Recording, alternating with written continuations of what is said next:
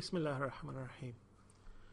Welcome to the presentation on Freshman Lab experiment number 4. We're looking at transducer characteristics. Today we're looking at the response time. In the class we looked at the response time for the thermocouple. Here's a presentation of the response time for the thermistor. Obviously we have to use the process of normalization. So the first stage, same as the thermocouple, we're going to produce the LabVIEW VI so that we can record the response of the thermistor. Then we can take those results and we can record them in Excel so that we can do some calculations. First we normalize and then we can find the rise time and the fall time, and we use that information. We can then take that and calculate the response time. So here's the front panel of my LabVIEW VI. Basically there are only two features on this LabVIEW VI. There's the on-off switch, which I need to make sure that the while loop stops, and there's a graph which is a waveform chart to present the results of the transducer output. Then on the block diagram we have a while loop which is started and stopped using the switch, and I have the DMM driver which is going to read the results. As you can see, it's connected with the number 4. The number 4 is going to be used because we want to measure ohms, because the thermistor is going to give a signal in ohms. This time I haven't included any conversion for the units. There's no problem because the normalization does a conversion anyway, so we don't have to include a conversion at this point. Then also we have the wait, so that each loop of the while loop will pause for 1 second before continuing. Again we have the timer, and the timer will wait for 1 second because it's 1000 milliseconds. The timer measures in milliseconds. Also we have the spreadsheet function which is connected with enable indexing, so that the results are stored and recorded so that we can use them further during our Excel calculations. So I have my power resistor already, which is connected to the power supply so that it starts to warm up. And here's the thermistor which I'm going to use, and I need to make the connections from the thermistor to the DMM, so I'm using banana cables. So here are my connections. I can make those connections now.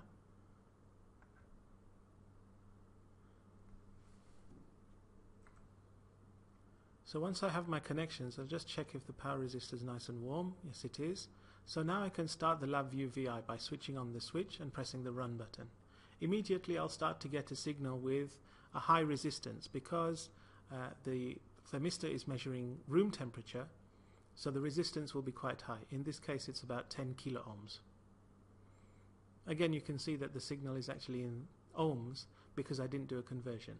Now that it's a standard value, I can take the thermistor and carefully, without disturbing the system, I can place the thermistor inside the power resistor to start changing the temperature.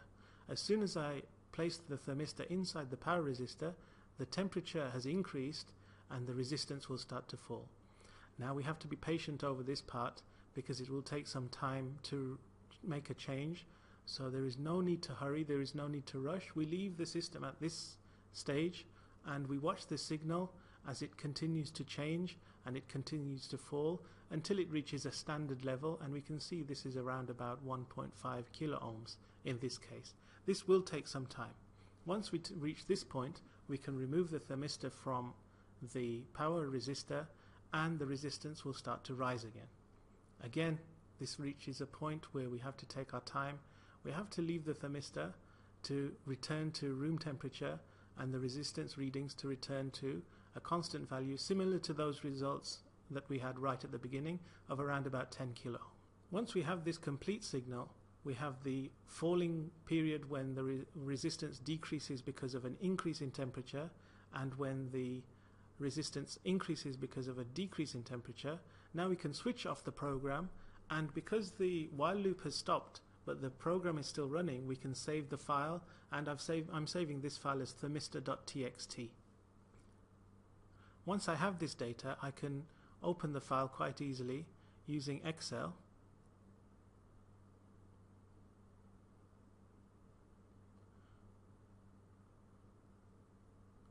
So opening the file in Excel, this gives me all of the data that's been recorded from the LabVIEW VI.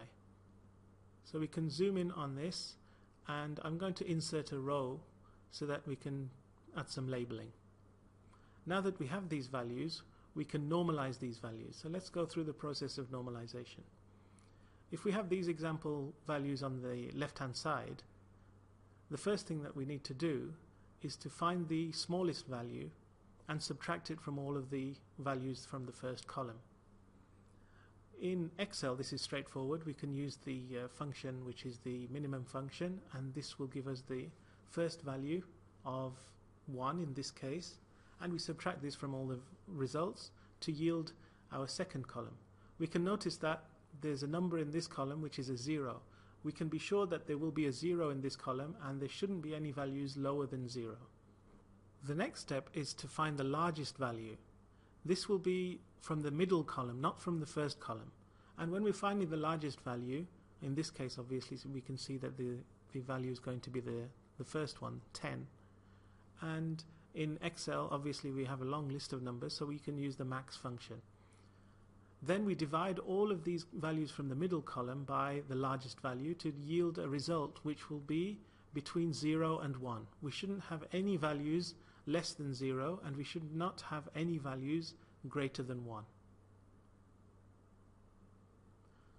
Just looking at these values in a little more detail, just to make a comment about them.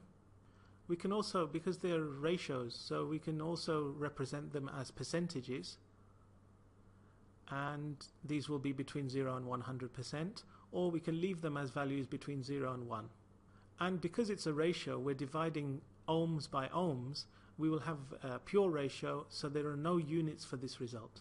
So in Excel, we're simply calculating the minimum, and we can do this quite simply. We can press Ctrl Shift and down to do this, to select all of the values from the column. This is our minimum value. Let's just identify that, highlight that. Then we can do the first calculation, which is to subtract this value from all of our results. Now again, because we want to use the same value as we've got from the beginning, we just need to press F4 so that we can take this value, and then we copy this result down by double clicking on the mouse. This yields our first result, and we should be able to find in this list somewhere should be the value 0, because in the first column there should be a 0 value, and there it is.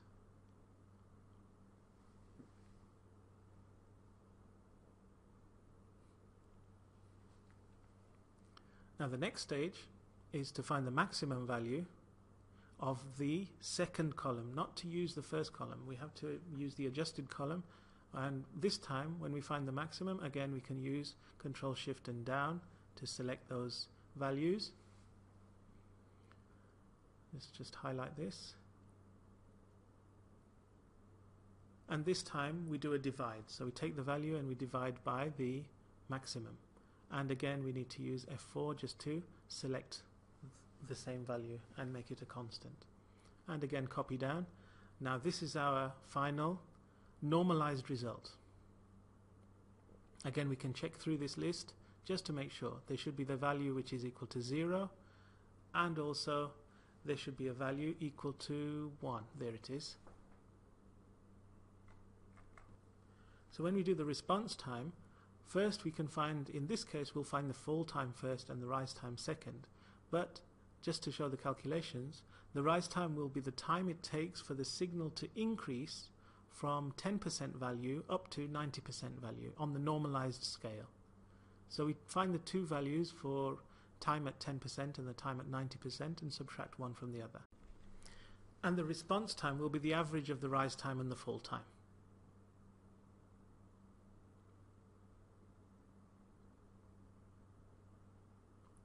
So simply in Excel we just add two extra columns, one for the 10% value and one for the 90% value, and we can copy these down. If we now select the three columns, one for the normalized result and the other two showing our maximum and minimum limits, we can display these on a graph, and we can see that the shape of this graph is exactly the same as the result that we had in the LabVIEW program when we ran the procedure.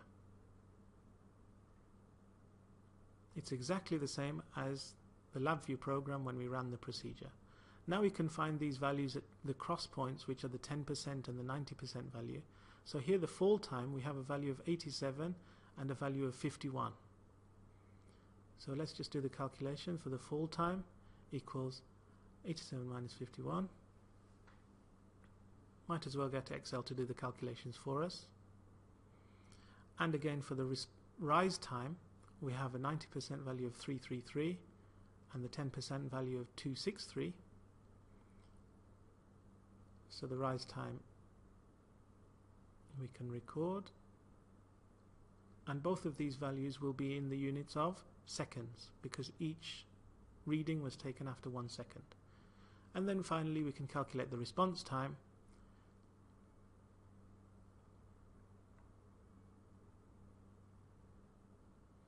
and the response time is the average of the rise time and the fall time. And again the units are seconds. So this is the method. First we prepare the LabVIEW VI, and then we run the program and take our time to make sure that we get the readings for the complete increase of temperature and decrease of temperature. Then we need to save those results so that we can access them in Excel, and we carry out the procedure for normalization. And then we take the normalized result to find the rise time and the fall time. Once we have both of these, we can calculate the response time as the average of the two.